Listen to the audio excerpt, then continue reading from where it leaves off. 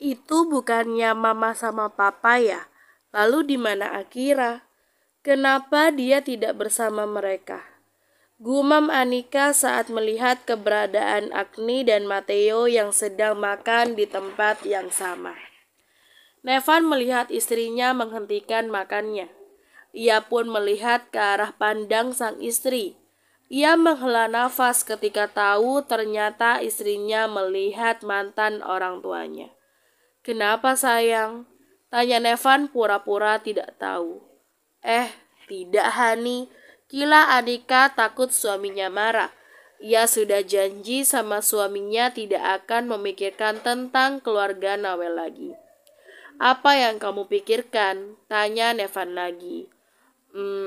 Aku hanya kepikiran Akira saja," jawab Anika lirih. Entah mengapa tiba-tiba dia kepikiran adiknya itu. "Mungkin karena kamu bertemu mereka saja, makanya kamu kepikiran dengan Akira," ucap Nevan mencoba menenangkan istrinya. "Mungkin ya Hani," ucap Anika. "Ayo lanjut lagi makannya," ujar Nevan sambil mengusap kepala istrinya. Anika pun patuh dan mereka kembali melanjutkan makannya. Tak lama Anika dan Nevan menyelesaikan makan siangnya. "Sayang, setelah ini kita mau kemana lagi?" tanya Nevan kepada sang istri. "Pulang aja Hani, kayaknya Ares juga sudah lelah," saut Anika sambil melihat putranya yang sudah terlelap di stroller.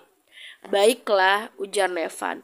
Setelah membayar, mereka memutuskan untuk pulang. Baru beberapa langkah tiba-tiba ada yang memanggil Anika. "Anika!" Anika pun menoleh dan ternyata yang memanggil adalah Agni, mantan orang tuanya dulu. "Ada apa?" tanya Anika dengan datar. "Masih sombong rupanya," sinis Agni. "Saya hanya bertanya, ada apa Anda memanggil saya?" saut Anika tidak kalah angkuh dari Agni. "Tidak ada apa-apa, saya hanya ingin membuktikan kepada kalian kalau kami bisa bangkit lagi. Meskipun kalian sudah membuat kami bangkrut," ucap Agni dengan sombong sambil memamerkan barang branded yang ia kenakan. "Oh, apa ini dari hasil menjual anak Anda sendiri, Nyonya?" sindir Anika membuat wajah Agni memerah karena marah. Anika mengingat pesan yang dikirim Akira waktu itu. "Kamu," ucap Agni sambil menunjuk wajah Anika. "Turunkan jari tangan Anda, Nyonya Agni. Jangan pernah menunjuk wajah istri saya atau saya akan mematahkan semua jari tangan Anda," tegas Nevan. Agni bergidik ngeri mendengar ancaman Nevan. Agni pun menurunkan jari tangannya. "Ayo Hani, kita pergi dari sini.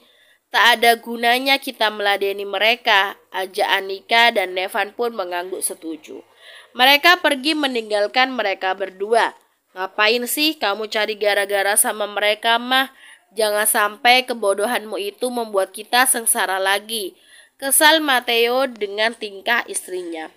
"Maaf, Pak, Mama selalu emosi kalau melihat wajahnya," saut Agni. "Kau harus tahan emosimu. Jangan sampai kita hancur lagi karenanya," ucap Matteo. "Dari mana Anika tahu kalau kita menjual Akira, Mah?" tanya Matteo heran. "Mama tidak tahu, Pak. Apa mungkin Akira menghubungi Anika?" saut Agni juga heran. Matteo mengedikkan bahunya, tak tahu. Uang yang ia dapat dari Brandon hasil menjual putrinya sebagian Matteo gunakan untuk membuka usaha restoran. Sementara sebagian lagi mereka gunakan untuk biasa hidup dan berfoya-foya. Brandon memberikan mereka uang dalam jumlah yang cukup fantastis. Ia memberikan uang kepada Matteo sebesar 25 miliar untuk membeli Akira. Padahal saat Brandon sampai di rumahnya, dia sudah menyuruh anak buahnya untuk merampok uang yang ia kasih ke mereka. Namun anak buah Brandon gagal. Pasalnya saat itu Matteo sudah tidak ada lagi di rumah tersebut. Di kota lain, tepatnya di sebuah kampung, Arwan sedang membantu orang tuanya berkebun. Mereka memetik sayuran sambil mengobrol. Kapan kamu akan pergi ke Jakarta, nak? Tanya Mama Arwan. Minggu depan, mah. Teman Arwan ada yang menawarin Arwan kerja di perusahaannya, saut Arwan. Apa kamu sudah yakin mau kembali ke kota itu? Tanya Mama Arwan memastikan. Arwan harus yakin, mah, biar nanti papa yang mengelola perkebunan ini. Karena Arwan harus menata kembali hidup Arwan, mah, jawab Arwan. Ya sudah, Mama doakan kamu sukses di kota itu ya, saut Mama Arwan.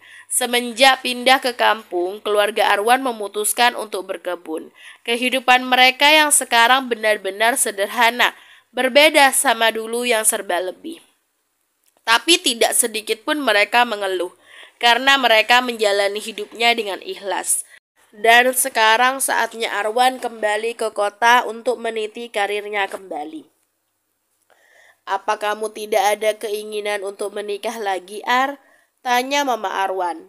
Pasalnya, setelah bercerai dengan Akira, orang tua Arwan tidak lagi melihat sang putra dekat dengan seorang perempuan. Padahal ada beberapa wanita yang di kampung ini mencoba mendekati Arwan.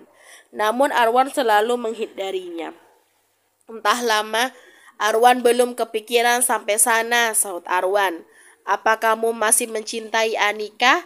Jika masih, Mama mohon lupakanlah karena akan percuma jika kamu terus mengharapkan sesuatu yang sudah menjadi milik orang lain, ujar Mama Arwan.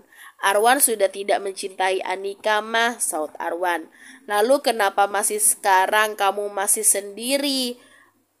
Memangnya di kampung ini tidak ada yang membuatmu tertarik apa? Cecar Mama Arwan. Arwan sudah pernah gagal, mah. Jadi Arwan tidak mau asal pilih pasangan lagi, ucap Arwan sambil menggelengkan kepalanya. Padahal Arwan jadi duda belum ada setahun, tapi orang tuanya sudah menanyakan tentang pernikahan lagi. Bukan tidak ingin menikah, tapi Arwan harus berhati-hati lagi dalam memilih pasangan supaya tidak gagal lagi seperti kemarin. Ayo pulang, ajak Mama Arwan. Baik, Mah, saut Arwan. Mereka berdua akhirnya memutuskan untuk pulang ke rumahnya sambil berjalan kaki. Jarak perkebunan menuju ke rumah Arwan tidak begitu jauh. Kalau jalan kaki hanya memakan waktu 15 menit saja. Kalian jalan ke mall kenapa tidak bilang sama kakak sih? Ucap Kalingga ketika melihat adiknya masuk ke dalam rumah. Kenapa harus bilang sama kakak? Tanya Anika mengerutkan dahinya. Kakak kan mau nitip-nitip, saut Kalingga. Nitip apaan? Tanya Anika.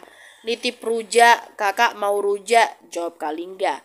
Ya tinggal beli aja lah, kak, saut Anika. Kamu aja yang beli sama Nevan, kakak males keluar, saut Kalingga. Anika sama Nevan menganga, bisa-bisanya kakaknya itu menyuruh beli rujak, padahal mereka saja baru pulang. Gak mau ah, Kak Kalingga minta tolong sama bibi aja sana, tolak Anika. Gak mau, pokoknya kalian yang harus beli, kekeh Kalingga. Ya ampun kak, kita baru pulang, masa disuruh pergi lagi sih? Kesal Anika dengan tingkah aneh kakaknya. Tak lama, Kalingga malah menangis. Anika dan Nevan semakin bingung dibuatnya. Hani, gimana ini? Kenapa Kak Kalingga malah nangis? Ucap Anika panik. Iya sayang, Kak Kalingga kenapa sih? Kenapa dia aneh begini? Saut Nevan heran.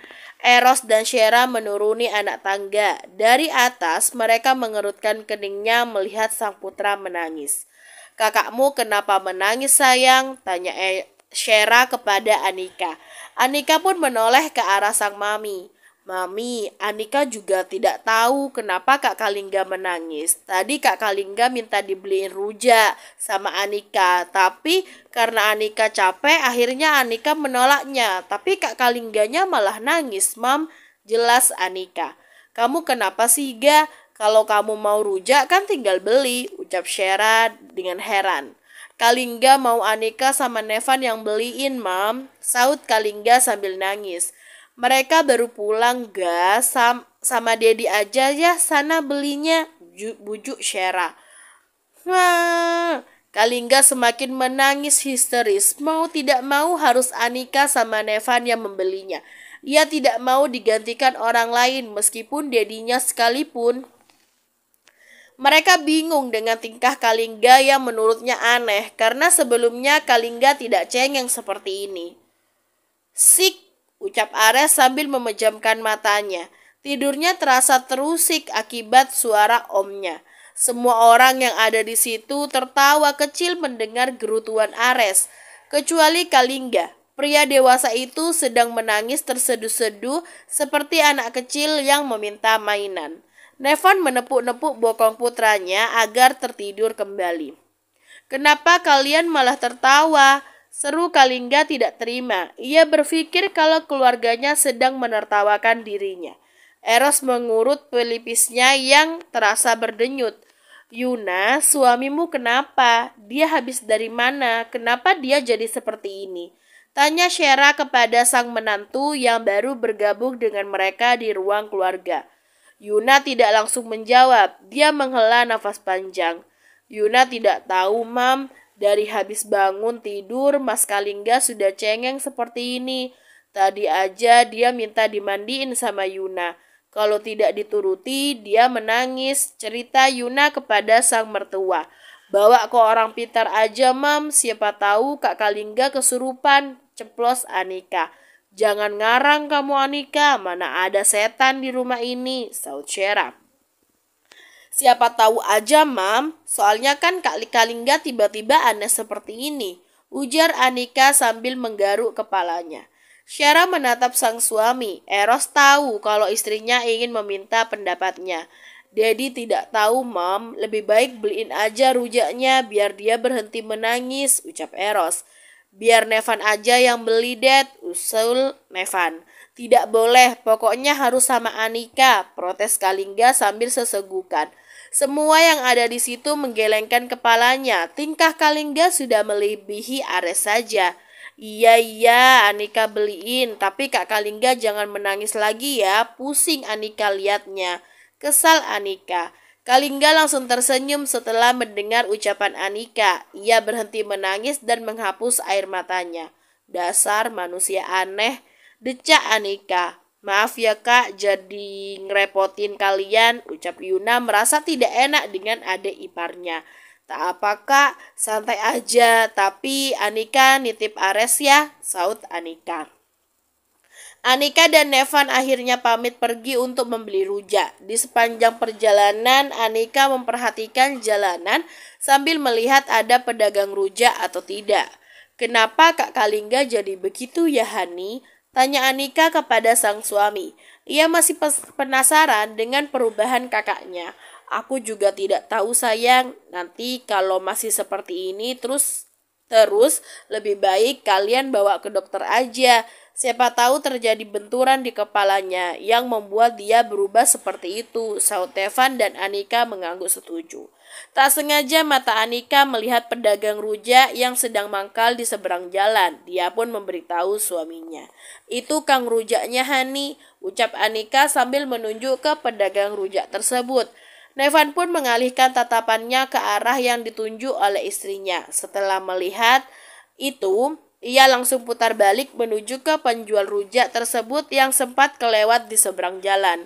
"Kamu mau nggak, Hani?" tawar Anika kepada sang suami. "Boleh sayang, tapi banyakin mangganya ya," jawab Nevan dan Anika mengerutkan dahinya. "Kamu kayak orang ngidam aja, Hani," cicil Anika. "Kamu ini ada-ada aja, mana ada laki-laki ngidam," saut Nevan tidak tahu. "Iya juga ya, ya sudah aku turun dulu ya," saut Anika. Anika memesan 2 bungkus rujak untuk suaminya dan juga kakaknya. Pesanan Anika pun jadi. Ia kembali ke mobilnya dan Nevan melajukan mobilnya menuju ke mansion Diaskara.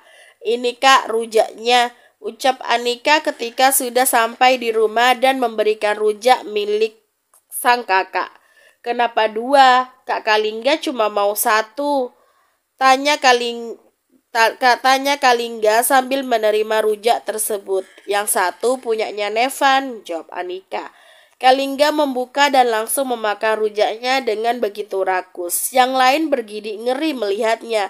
Pelan-pelan, Ga, tidak ada yang mau mengambilnya, tegur Eros.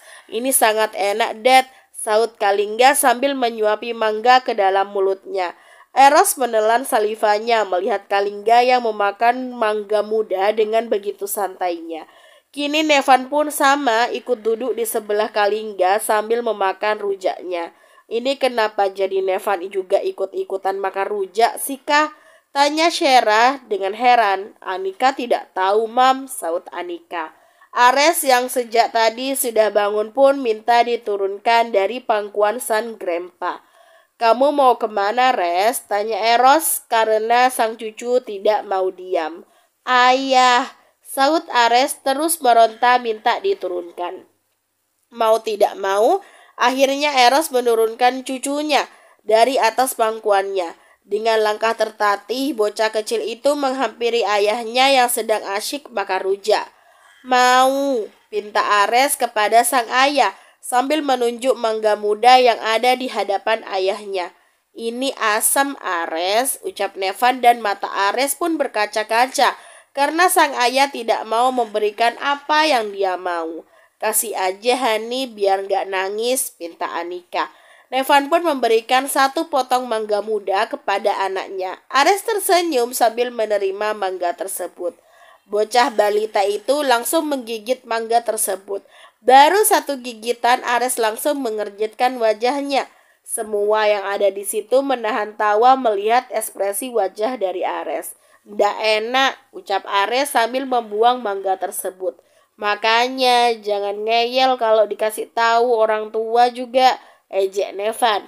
Ares melengoskan wajahnya malu dan semua pun akhirnya tergelak melihat tingkah balita itu. Num, Bu, num, pinta Ares. Sebentar ya, ibu ambilkan minum dulu, sahut Anika seraya beranjak dari tempat duduknya. Mau lagi enggak? Tawar Nevan kepada sang anak. No, tolak Ares sambil menggelengkan kepalanya dan Nevan terkekeh melihatnya. Setelah Akira melahirkan anaknya nanti, kita harus membawa anak itu ke panti asuhan, sayang. Aku tidak mau ada anak yang tidak jelas asal-usulnya itu ada di rumah ini, ucap Rina. Iya sayang, aku juga takut kalau anak haram itu malah akan membawa sial di rumah ini, sahut Brandon. Akira menghentikan langkahnya karena tidak sengaja mendengarkan obrolan antara suaminya dengan istri pertamanya. Tiba-tiba raut wajah Akira memerah karena marah. Kedua tangan wanita itu mengepal erat. Aku harus kabur dari rumah ini, gumam Akira dan menyingkir dari depan kamar Rina. Ia takut ketahuan sama mereka berdua. Akira masuk ke dalam kamarnya dan merebahkan tubuhnya di atas ranjang sambil menatap langit-langit kamarnya. Mama tidak akan membiarkan siapapun memisahkan kita berdua, nak, ucap Akira seraya mengusap perut buncitnya. Akira meneteskan air matanya mengingat begitu banyak sekali cobaan yang menimpanya. Tapi dia tidak bisa mengeluh karena ia merasa semua kejadian yang menimpanya itu sudah menjadi konsekuensi dari perbuatannya selama ini. Bersambung.